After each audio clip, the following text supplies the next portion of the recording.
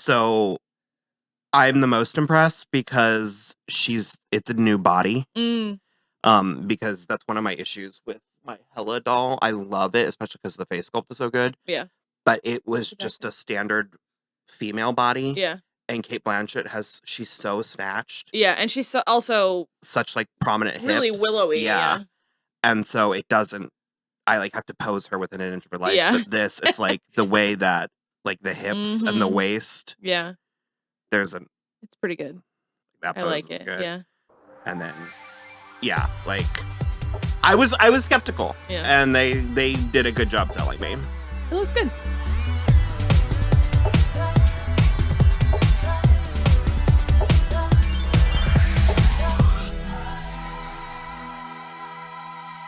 Hello, everybody. I'm Will. And I'm Kristen. And this is So I'm Watching This Show, your new favorite pop culture YouTube channel where we talk about movies, TV, music, and more. And as always, this is a spoiler show, so you have been warned. On today's show, we're going to have a conversation about Black Panther 2, Wakanda Forever. Show them who we are.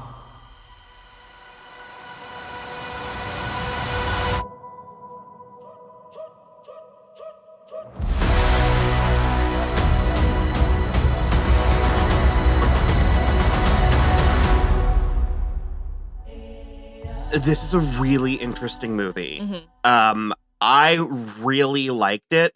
There are things about it that I think could be critiqued or criticized or done with, but I think this was very fascinating from like a not anthropological, but like a humanistic from a perspective. Human place. Because these are adaptations, these are movies about comic book characters and stories.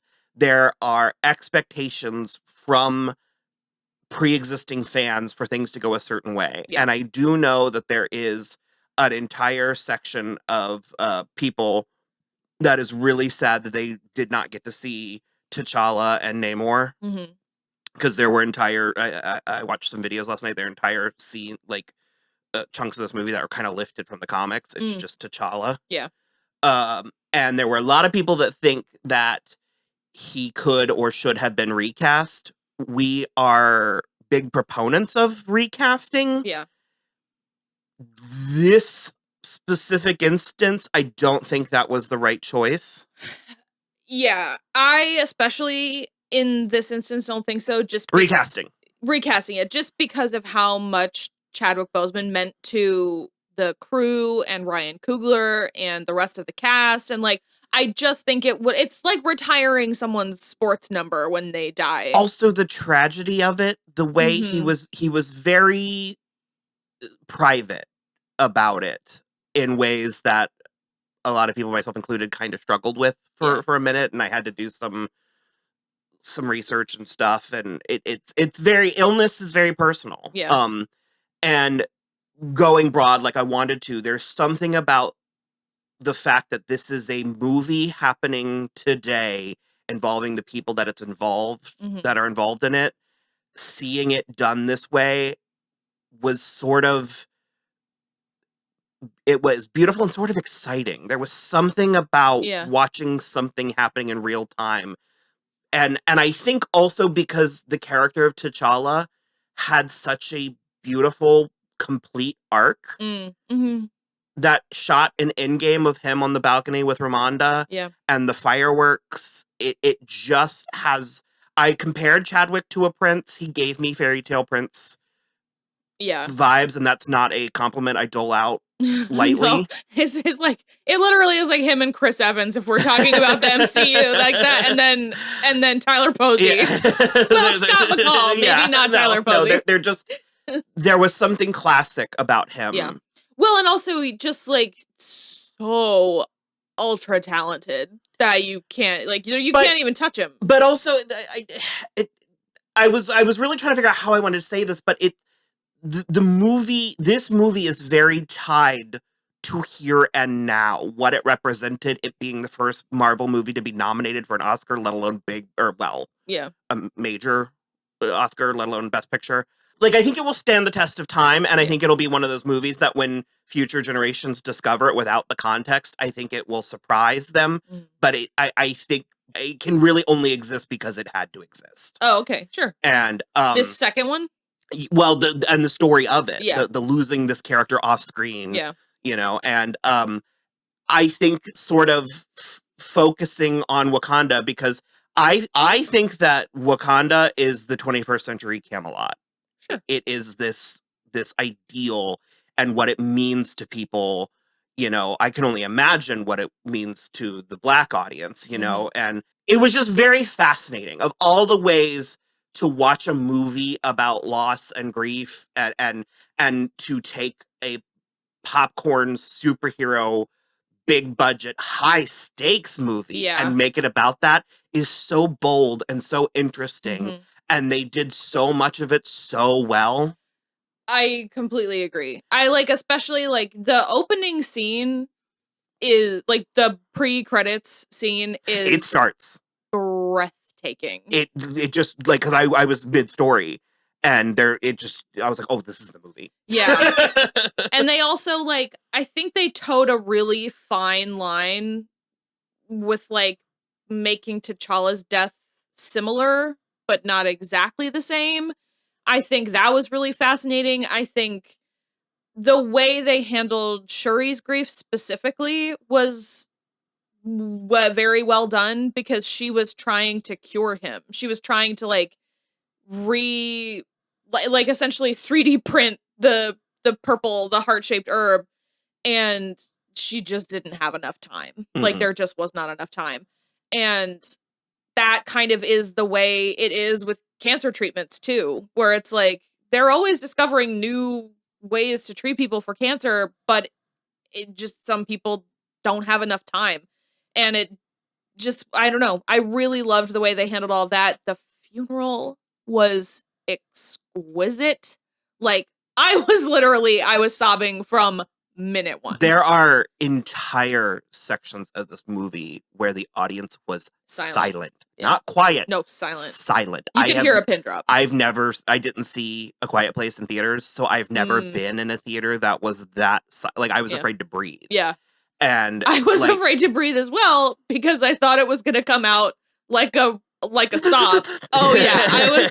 I was like, well, and it just, this property is weirdly so well positioned because even the place that Wakanda was in post Endgame, I have so many things I'm trying to say because also I think it's fascinating that this movie is such a standalone. Yeah. You really only need to have seen the first Black Panther. Sure. Yeah. And like it's so loosely tied to the MCU. Yeah, because we don't even really mention Endgame. We don't mention if anybody was blipped. They mention it, but that's it. And even like Ross and Valentina. Yeah. You it's nice to know who they are, but you could not. You get who they are based on their presence. You certainly get enough of who they are. And this franchise was so positioned because it's like to take the lead figure out. You can, I think I said during our trailer action, but I was like, as much as he was the lead and he was, Wakanda is also a character on its own. Yeah. And the embarrassment of riches that is the rest of the cast. Especially the women. Well, because it's mostly women. And the fact that just happened organically, the fact that just sort of naturally happened, there's something shocking and poetic about, you know, we are constantly hearing about Black women being the backbone of the world. Yeah.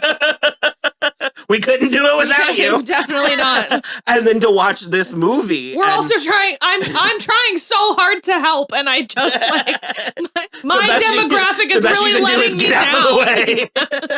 It's so fascinating and interesting and beautiful, and it's art born out of the necessity of it.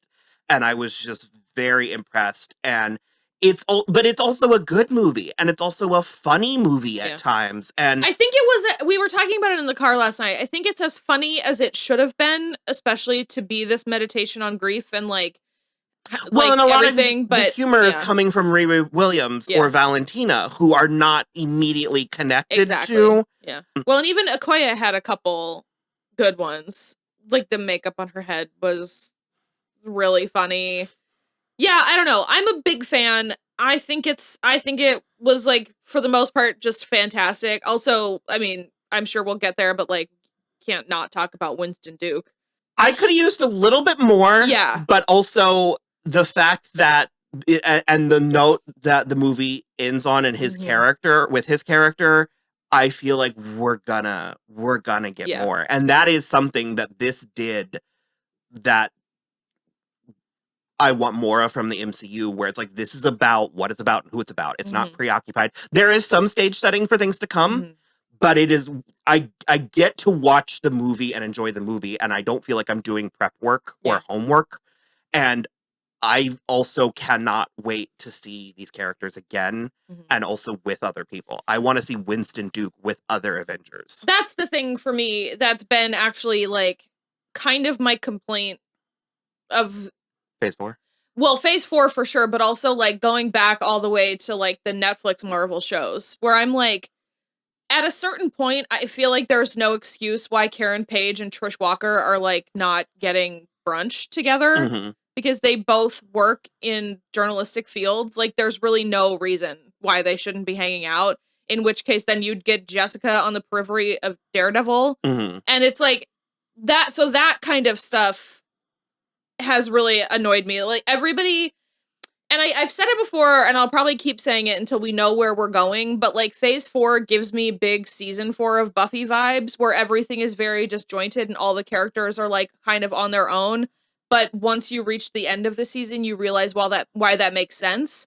So if it's like, if they're all scattered to the winds because of Endgame, fine, but like at some point we need to like rally the troops again. Well, Phase 5 is coming soon. Yeah. Isn't Quantumania the first of Phase 5? I think it might be. Yeah, so I guess Quantumania is the first Phase 5. So then there's nothing else coming out until then. What? That's like March or May. Yeah, but like we haven't done anything.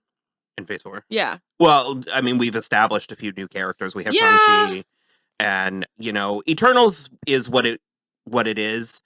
I'm at a place where I'll kind of be furious if we don't see Angelina Jolie. Again. Angelina Jolie, didn't Gilgamesh? I think they're both dead. Didn't he die? She's not.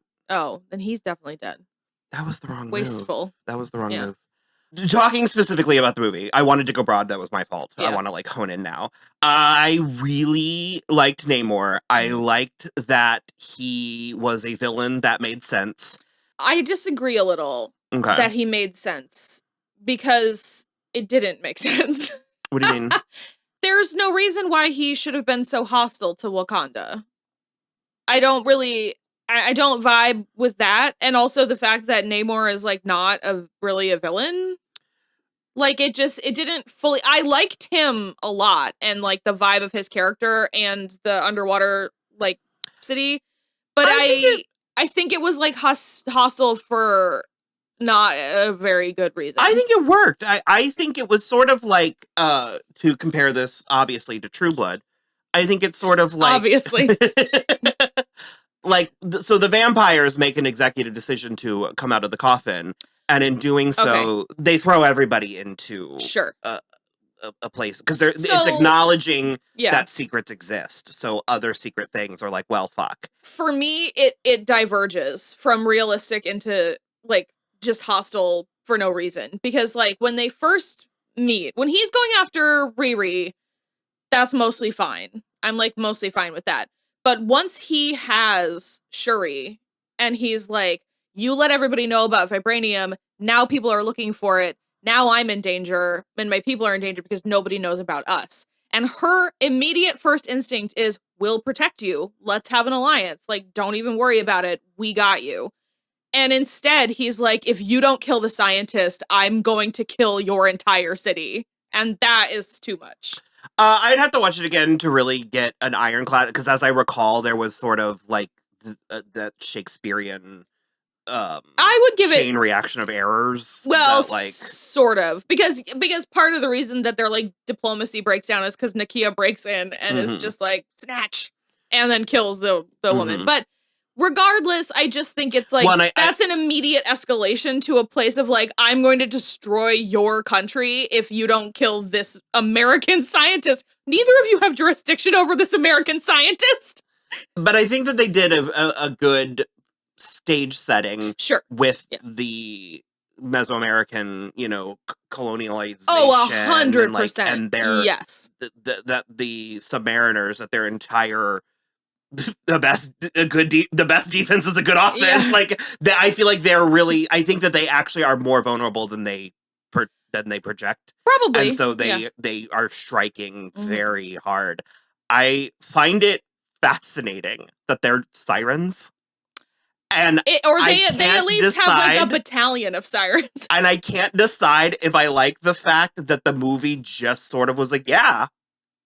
Because part of me is like, we need to explore that more. Sure. But then another part of me is like, but do we? I do love to. I don't think anybody actually said sirens. Nobody said siren. They said merman. But they were like, they're sonically interfering with my brainwaves or whatever. And I was like, anything not Sonic to say warfare. it. Yeah. A weird, I guess, cameo from Lake Bell. So I thought it was kind of weird. cool. She's presumably dead, which I was like, I mean, it's not that we need more characters, but that was an interesting character that I wouldn't. So partway through, they were like, when they kept talking about the scientist, but before we knew it was Riri, I was like, she's dead though. I like leaned over to Will and I was like, Lake Bell is dead. And he was like, she's not dead. They just like brought her helicopter down. I was like, into the water where they live and kill people? I was like, she's dead. They were not shy about killing people in this movie. It wasn't graphic, but it was happening. People died. I have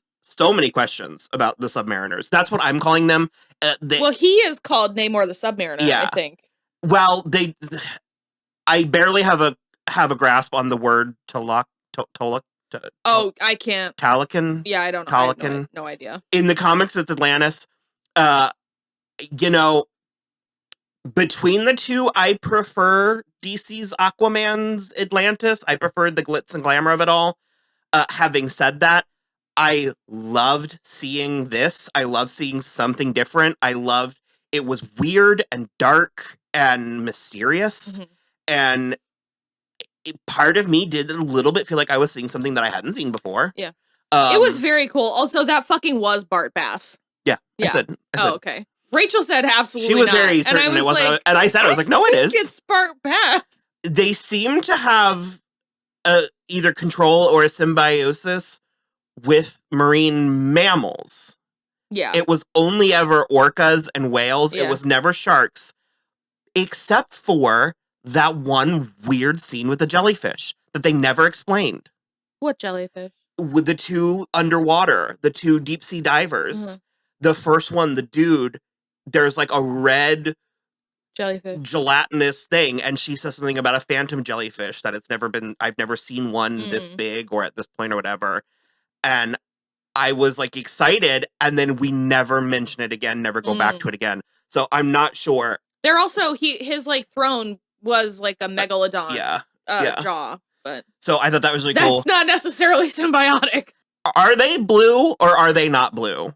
I could not figure that out. Okay, I believe most of them are blue when they're out of the water. Why? Because they're breathing differently through those little things. So that I did all of this in my head. I have literally no clue. I'm making this work for myself. I imagined it's sort of like when... I don't hate that we don't know, but I was sort of like... So what I made work in my brain is that because they're out of the water and they're not as exposed to the oxygen in the water, it's only through this, they're turning blue like we do when we don't have air for long enough. But he is not blue because he is like half and half. No, I get that, but it's like they were blue coming out of the water. So they were in water coming out of it and they were blue. And then some of them were person colored. Yeah. And the female who I didn't... It's Namora. Of course it is. But like, is he married? Because he had sexual chemistry with everybody. You're... Sorry. No, I don't think that... I thought she was his female. I thought she was his paramour. And I think she's just an underling, the way he was talking to her in that last scene. Yeah. Because he called her sister, and it's like, you wouldn't...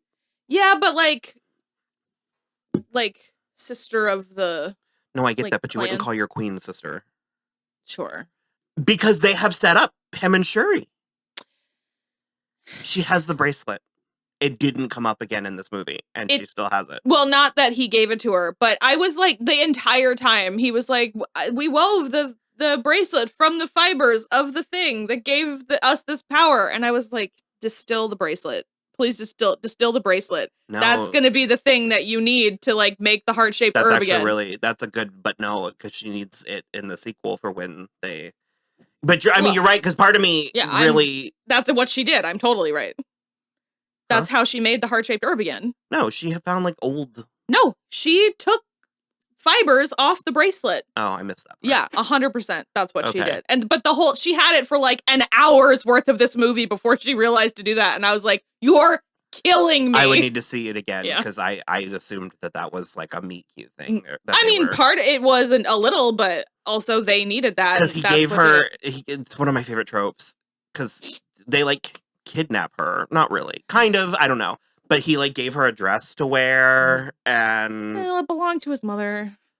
Well, I know. Beauty and the Beast. I mean... Here, wear my mom's clothes and her jewelry and then come and be my underwater bride. I just am...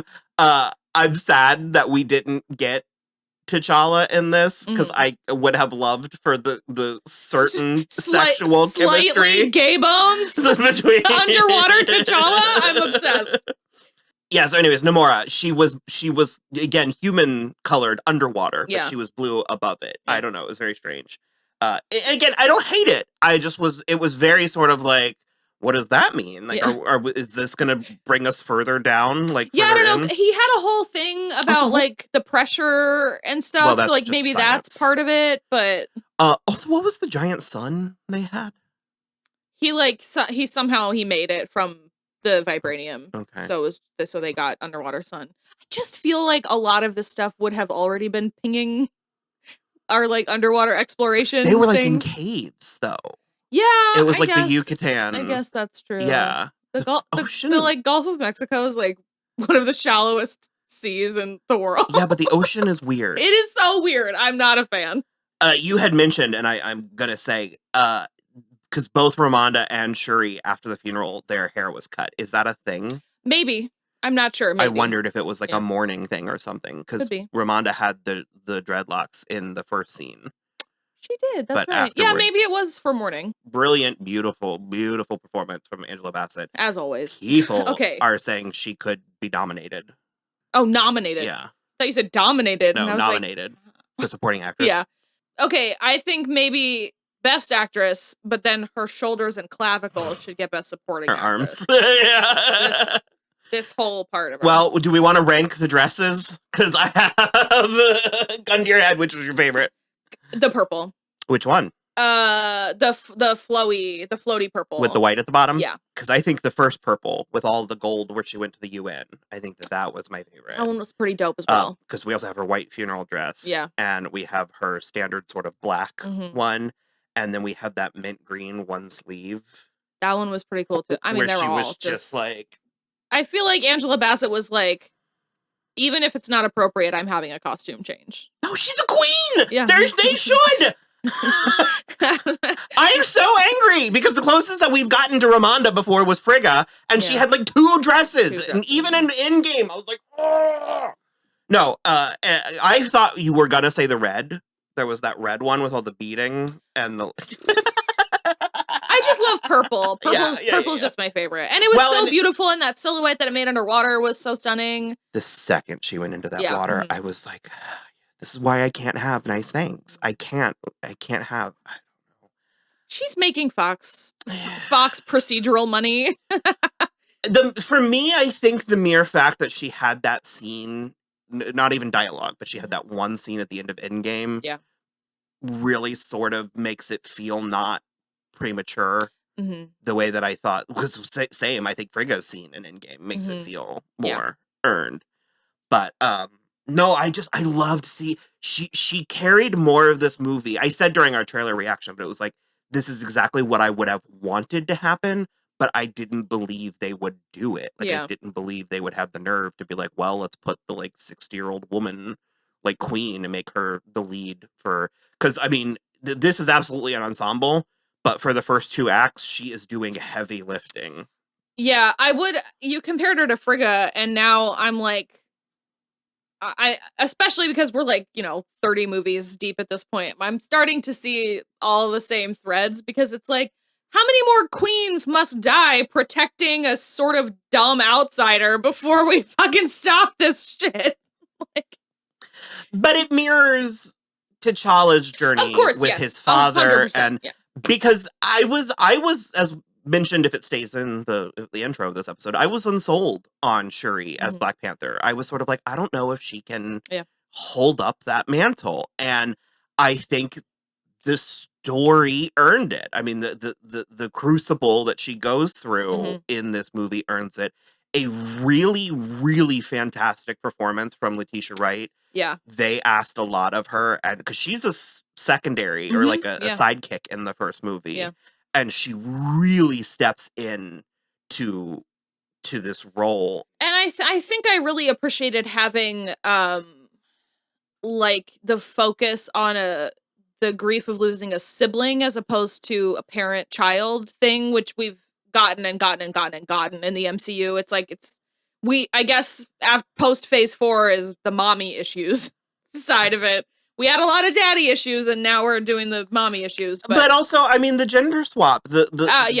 She was never meant to be queen, and watching her grapple with that. And also she's just alone now. Like it's just her left now, and that's the kind of thing that's like.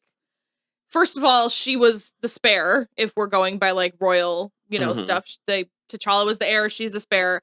So she was, and she also is so sciencey, so she's having a hard time grappling with like. And there was a lot of faith talk in this. Oh and yeah, she was not really. No, she wasn't, and she also refused to admit who she saw in the land of the ancestors, which was brilliant. That was my fix for this. Is I was like, well, they're opening the multiverse. Let's find some way to bring Killmonger back.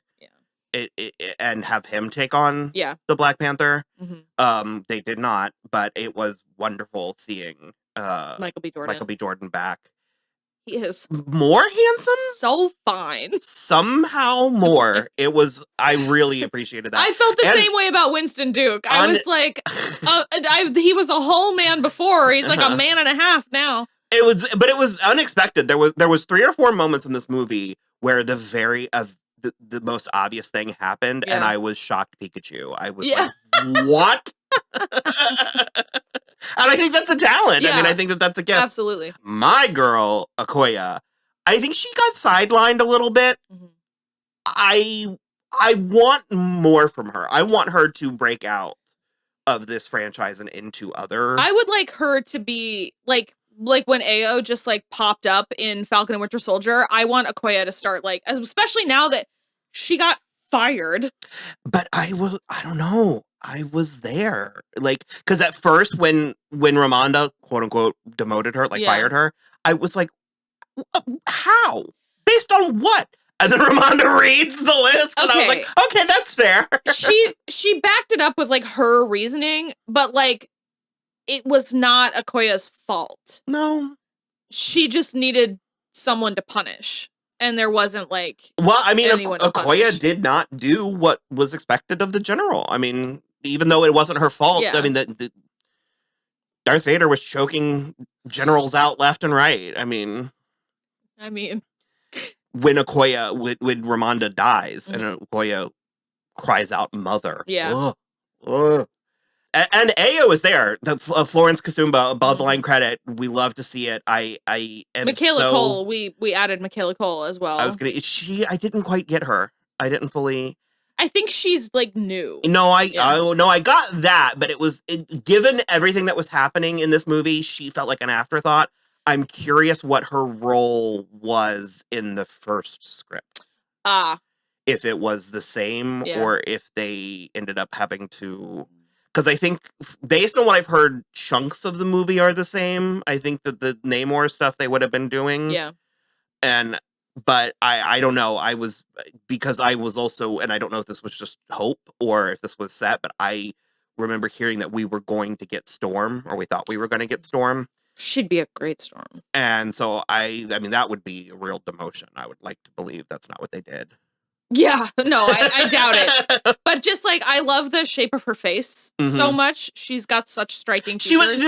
This is not saying I didn't like her, but I see what you mean. She felt like a little bit half baked, and like they just were like, yeah, Michaela she Cole. was the odd man out. In a but weird. Although apparently she and Ao are like, well, I knew Ao yeah. was, but it was so funny because and it wasn't like a sore thumb, but it was just like the whole movie. I was like, okay. And then there's the scene at the end where she like walks up and hugs Ao, and I was like, oh, okay. I get it. I also I don't know how I felt about that weird blue-green armor. Oh, it's bizarre. I don't love the head part of it. Well, I liked that it was different. Yeah. Like, I liked that it was interesting, and they kind of look like Medusa. Sure. Because Ramonda had those Medusa earrings, and there's a part of me that's like, I don't know. The fight scene was fine. I actually appreciate that it was relatively low stakes. That it was just sort of like 40 people on a boat and 40 people in the water just going like this. There was like 300 people from the water. They were so outnumbered. I don't know. It was a little weird, but I'm also okay with that. Yeah. Like, I was sort of like, I didn't need those giant things pounding the earth and Langoliers and all that. Langoliers. There was a part of me that was like, okay, this might as well happen. But you do reach a point where everybody's just sort of flying through the air, and I was like, okay, this is getting a little silly in that Marvel way. I don't know. I just would have been fine without it. And the fact that they have it now, I feel like it's opening doors that don't need to be opened. Sure. Because it was sort of, for me, it was like a mix between like Predator and then like Battlefield Earth. I was like, but Dayglow? Yeah, I was like, I don't know how I feel about this. It got a little silly, especially because that first bridge scene, the bridge fight, was so grounded. Yeah, it felt a lot like the Winter Soldier fight between the three of them. Or even going back to the first Iron Man, where I was like, there's parts where it's like two guys fighting on a highway. Yeah. And it was something about how it was like, we have our 2 or 3 heroes here, and then our 3 or 4 bad guys here, and they're fighting on, I don't know, it was contained, and it just sort of, it really allowed me to wrap my mind around the stakes again, and the world again, and it was sort of like the Civil War fight, where there's just like 15 people on like an airport runway. I don't know, I liked that part. Well, you brought up Iron Man, we can talk about Riri. I liked her. Yeah. I think because she's another one of, like Michaela Cole, I think she's one of the elements that could have been a step too far. And I didn't get that. I really, Dominique Thorne, she had a brilliant line reading of a very cliche line. Yeah. The I'll have what she's having. Can I get some of that? It was really good. It was very refreshing. Yeah. And if I hadn't already liked the character, that would have, that really sold me. She's getting her own show. It's going to be a Disney Plus show. Yeah. Apparently I need to watch She-Hulk and Miss Marvel. Yeah, this also is her third thing ever. Oh, I feel like I've... If Beale Street Could Talk, Judas and the Black Messiah, okay. Black Panther, and then she's going to be in Ironheart, and then she's also going to be in Avengers Secret Wars. Is that a movie or the TV show? Secret Wars looks like a movie. Ironheart is a TV show. Yeah. Well, there's going to be the Secret Invasion, maybe, is That's a TV show, yeah. But I'm excited because it like essentially is Stark Tech, and so she is Ironheart. And Will leaned over and told me, and I was like, oh, cool. And then she would like had the little montage where she was like in the white tank top hammering the suit, just like Tony in the first Iron Man, and I started crying. I wish so that they had met, or that we had seen them, or even maybe she's there like at MIT through some sort of Stark scholarship. That's what some people were saying. Of course, I was not holding my breath, but part of me was like... I don't know. She did seem to miss like 6 weeks of classes. She might not be enrolled at MIT anymore. No, but part of me was... again, not holding my breath, but part of me was like, are we going to get like a Pepper Potts cameo? Like, calling her and like, we'd like to talk to you, or we'd like... Yeah. And I mean, Gwyneth Paltrow has said that she'll do like the short. Like, I think that we could be implementing Pepper just a tad more. First of all, yes, because I had this same... Just let her Skype in. Yeah. I had the same problem during Falcon and Winter Soldier where, like, Sam was Are they not on stipends? Sam was, like, strapped for money. And I was like, Falcon, who's now Captain America, is strapped for cash? How? But it makes me, I don't get mad at the characters. I get mad at the writers. I'm like, that's a faux pas on... That's a way faux pas. Like Bucky's whole record should have been expunged and he has a new social security number and everything. And then, like, Sam should have been set up for life. Mm-hmm. I just, like, it's sort of senseless. Like, I know they're not unionized or anything, but I just really feel like Tony would have wanted them to be taken care of. I mentioned them. I really enjoyed Valentina and Everett Ross. I love that Shuri and Everett Ross are and the Queens seemingly are like tight. Yeah, that they have this. The colonizer joke is still so funny. Well, because at the end when Okoye is like, "Oh, a colonizer in chains," and I was like, "Love it, love to see it." And he looked so cute. He looked good. They even made a comment that he looked like he was like working out. And Valentina, she's been a lot of fun. She's very mysterious. She's as mysterious as that blue hair streak is stupid. It was like purple in this movie too. It's a swing. I appreciate a swing, but the rest of that phrase is swing and a miss. I'm still so confused about the point of her. So like, well, she's gray. Yeah, but like, she seems to be doing something in the background, but I have not enough clues to put it together yet. Yeah, I think that's part of. I think it's leading up to Secret Wars. And I think that this was so necessary because for a casual Marvel fan, this will be their introduction to her. Sure, like someone that's not watching all the TV shows. Yeah. And I mean, she was in the credit scene of Black Widow. Yeah, but that was its own issue, and I just sort of I really appreciated this. Also, she's his ex-wife. I think that's funny. That part was hysterical. I love that she knew. I suspected that she did know, but part of me, I was like, she's been presented as too savvy. Well, especially so the whole time he keeps calling her like deputy director or director or whatever, and she keeps saying, "Just call me Valentina. We used to be married." Blah blah blah. And then when she's like, "You've been talking to Wakanda," and he's like, "Valentina," and she says, "It's director," and I was like, "Okay, get out of here." No, I think that she's a really excellent. Yeah. And I think Julia Louis-Dreyfus can play it.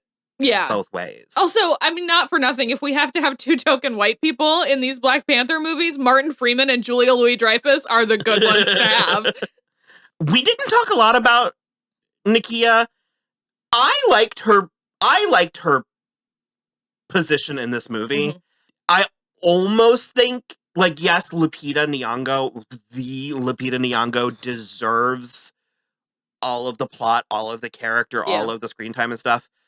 But considering that this movie is to the brim with interesting female characters, I don't think she needed to do that, like, submarine dive into... Not necessarily, but I'm fine with it. I'm fine with it, but it should have been AO instead. Or, okay. Kind of. That's fine.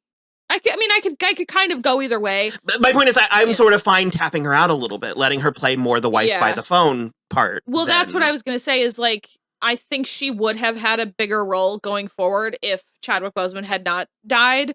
But now that he has died, she doesn't really have that equivalent. She's not the, like, romantic lead anymore. So she doesn't still have that, like, position within the story. And so you're right, like, wife by the phone is, yes, like, she's Linda Cardellini. Well, and those types of tropes are only negative or bad or damaging when that's the only representation you have. 100%, yeah. But this movie ends on a note that gobsmacked me. I don't know how. Should have seen it coming a mile away. I thought it was a little over the top. Oh, I loved it. But I think it's fine. No, I loved it. I gasped. Oh, she had a kid, and I was like, "But it's his kid." Yeah, and I was like, "Why is she bringing this?" I feel like there was a child earlier on. Yeah, she's the headmistress at a school in Haiti. Or maybe I was just thinking of because when Namor was like flooding the city. Oh, they were saving like a couple kids. Yeah. So I think I just had remembered that I was just sort of like, oh, I mean, I guess it's cool for this child to get closure. Mm-hmm. And then I was like, well, that was in Wakanda. Yeah. And it was the second he smiled that I like gasped. Mm-hmm. I don't know why I loved it so much. I'm not against it. It just was like, it was a little saccharine to me. I loved it. Also, it's like kind of fucked up because like then what is Shuri's position? Is she queen or is she queen regent waiting for this boy? Well, he's secret. He's not the point. Yeah. Like he may or may not factor in later. Yeah. But the whole point of that meeting was that it's like literally the legacy. I get it. Yeah. And that boy was just so precious. He was very cute. Toussaint. I could have gone either way. I think it just was like a little too neat of a bow. And I found it to be the perfect. I didn't see it coming, and then I was like, this is so beautiful. I did make that face a lot. So those are all of my notes. There's more that could have been said. Or yeah. I mean, it was beautifully directed. The score by Ludwig Göransson, who is Ryan Coogler's friend from school. It was weirdly kind of synthy in a few places, like 80s synth in a few places. Yeah, He's fantastic. Everyone was great. Tenoch Huerta. Oh my God. The shape of that man's face and his nose and this piercing that he had. Ooh! Well, he was bad enough that he suited the bad guy, but also I can't wait for him to not be a bad guy. Yeah, 100%. To see, like, yeah. Well, he was, okay, also, he's obsessed with Shuri now because he was, like, painting an entire ass mural of their fight at the very end. Hilarious to me. I love that he's, like, flamboyant. Yeah. I like this. So my only, I think his little foot wings are stupid. And also the explanation, it was just the herb. That's what it did to me in utero. And I was like, sure. It was also, it's like, I know they're only there because they were in the comics. Yeah. And also because when they created him, that was an aesthetic, I suppose. Sure. It's very funny that they took this herb that it's like, it makes them water-dwelling people with like little, and then he has dove wings. It's like, yeah. Like they weren't even like fish. No, like if it had been like fish tails or fish fins, then whatever. But they made it work. Yeah. Also, then she snatched one right off. I assume it'll be okay.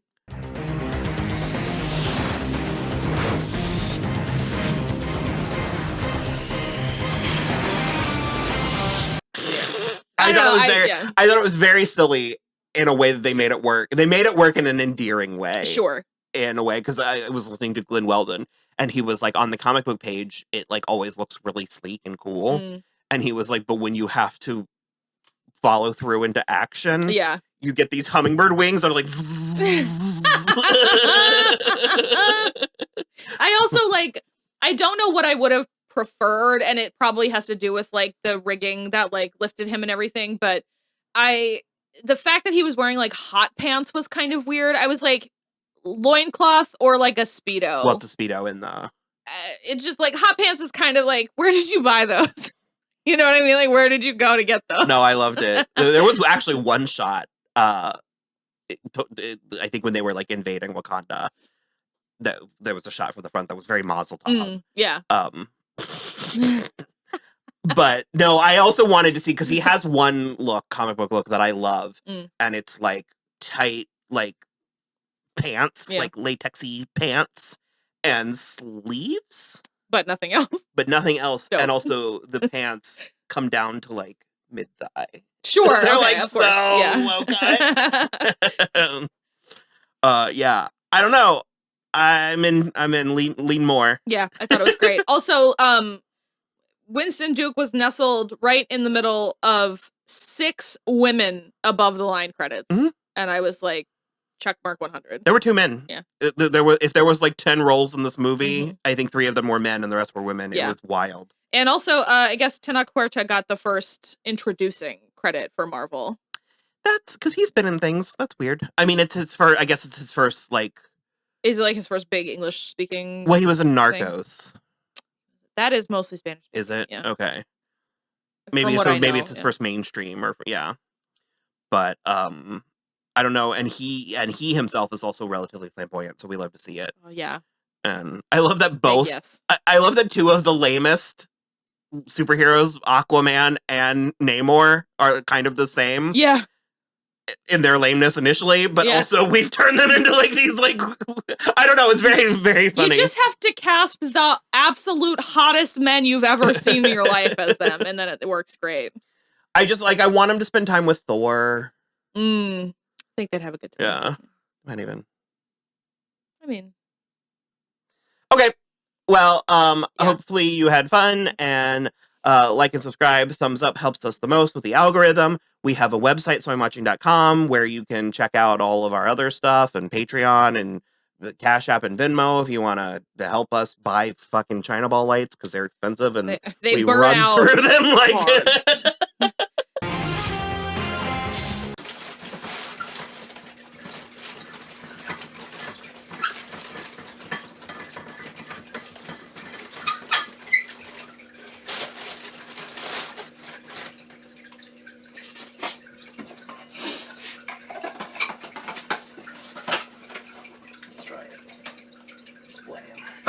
We also have a Twitter for now at soimwatching and an Instagram at soimwatching this show.